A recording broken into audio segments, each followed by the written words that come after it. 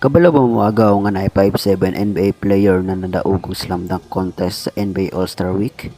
Yes, tama imong nadungagaw, usa ka 5'7" NBA player na nadaog og slam dunk contest. Iya lang namang gipildi si Dominic Wilkins sa NBA Slam Dunk Contest. Interesado na makaagaw? Tara, gatong isgutan ang istorya ng Spadweb. Si Spadweb bagaw kay isa lamang sa mga below 6 feet na NBA player.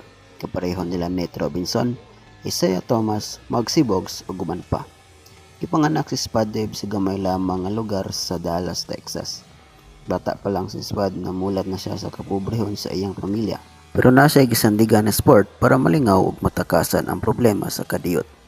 Pagkabot niya sa 7th grade, giporso niya ang pagdula sa basketball.